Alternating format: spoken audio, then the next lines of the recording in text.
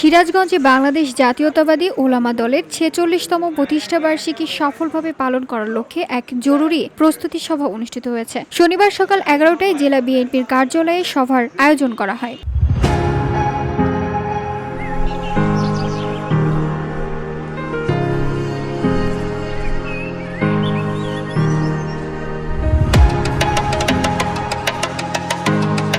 সভায় সভাপতিত্ব করেন কেন্দ্রীয় কমিটির সদস্য ও জেলা আহ্বায়ক মাওলানা মোহাম্মদ আব্দুর রাজ্জাক। প্রধান অতিথি ছিলেন বিএনপির কেন্দ্রীয় নির্বাহী কমিটির সদস্য ও সিরাজগঞ্জ জেলা বিএনপির সাধারণ সম্পাদক সাইদুর রহমান বাচ্চু। এছাড়া কেন্দ্রীয় কমিটির সদস্য সাংবাদিক শেখ মোহাম্মদ এনামুল হক, জেলা বিএনপির দপ্তর সম্পাদক তানভীর মাবুদ পলাশ এবং জেলা ওলামা দলের সদস্য সচিব হাফেজ মাওলানা নূর নবী শেখ উপস্থিত ছিলেন।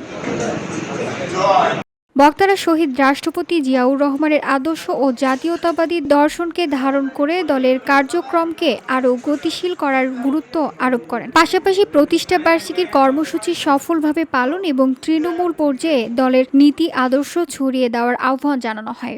জাহিলি যুগে এই ব্যবস্থা ছিল, কারণ বারবার মুসলমানদের আক্রমণ হতো, সেখানে সভা পরামর্শ করে কিভাবে মুসলমানরা রক্ষা পাবে, কিভাবে বিধর্মীদেরকে হেদায়েত করা যায়, এগুলি আলোচনা চলেছে।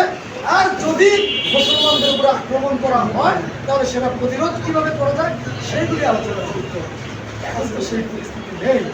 এখন অবশ্যই দাওয়াত করছে তারা, যারা অরাজনৈতিক দল, যারা রাজনীতি করে না, সেই কি বলে তাবলিগ জামাত, এরা রাজনীতির সাথে এদের রাজনৈতিক নিবন্ধন নেই। এরা তাবলিগ জামাত দাওয়াতের প্রোগ্রাম করে, সে তারা মসজিদে বসে দাওয়াত দিতে পারে, তারা মসজিদে বসে কথা বলতে পারে। কিন্তু যারা রাজনৈতিক দল, বিএনপির ওখানে মসজিদের মধ্যে মিটিং করার কোনো এখতিয়ার নাই, অন্য দলের মিটিং করার এখতিয়ার নাই। বিএনপির যদি এখতিয়ার না থাকে, অন্য কোন রাজনৈতিক নিবন্ধিত দলেরও ওইখানে রাজনৈতিক আলোচনা করার কোনো সভায় জেলা ও বিভিন্ন উপজেলার নেতাকর্মীরা অংশ নেন এবং দিনব্যাপী কর্মসূচি সফল করার জন্য দিক নির্দেশনা ও প্রয়োজনীয় সিদ্ধান্ত গ্রহণ করা হয়। VOD Bangla news desk.